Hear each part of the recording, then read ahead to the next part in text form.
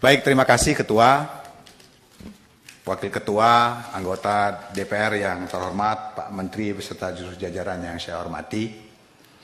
Pertama, tentang anggaran saya pikir tidak ada isu lah terkait Bappenas ini. Kita mendukung penuh segala daya upaya untuk meningkatkan peran Bappenas dalam mengkoordinasikan pembangunan nasional.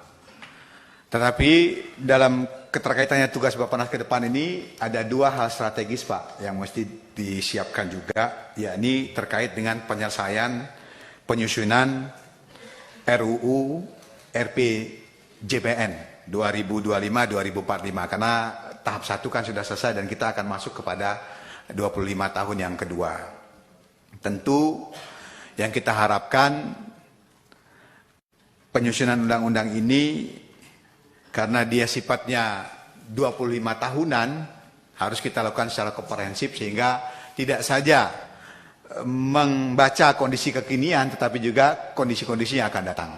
Termasuk di dalamnya adalah persoalan kita Pak. Ya, kan isu sekarang tenaga kerja, banyak generasi-generasi Gen Z ini, ya terakhir 10 juta yang akan menjadi pengangguran. Kalau kita tidak akan program pembangunan yang kita buat, tentu akan ada kondisi yang istilah bahasanya jauh panggang daripada api.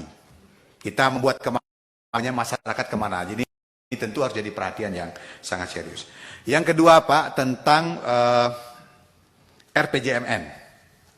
Saya lihat di slide 42 ini ada peta dan target pertumbuhan wilayah tahun 2025 sampai dengan tahun 2029. Ya saya masih sedih saja Pak, karena setelah 10 tahun begitu banyak program yang kita gelontorkan untuk mendistribusikan kemajuan pembangunan. Ternyata setelah kita lihat tabel ini, bahkan pun nanti sampai dengan tahun 2029 pertumbuhan ekonomi kita masih terpusat di Jawa dan Pulau Sumatera. Ya, di Jawa akan berkontribusi 54,5%. Sumatera 22,3%, itu proyeksi 2029 nanti. Papua dan sekitarnya tetap pada angka kontribusi 1-2%. Ini sudah 10 tahun lalu kita diskusikan supaya berbagai program sudah kita buat, ya, tapi ternyata belum juga bisa menggeser kontribusi pertumbuhan ekonomi nasional kita dari Jawa dan Pulau Sumatera, Pak.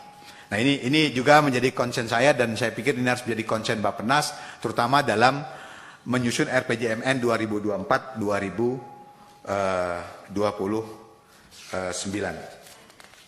Kemudian hal yang lainnya adalah tentang pertumbuhan ekonomi Pak.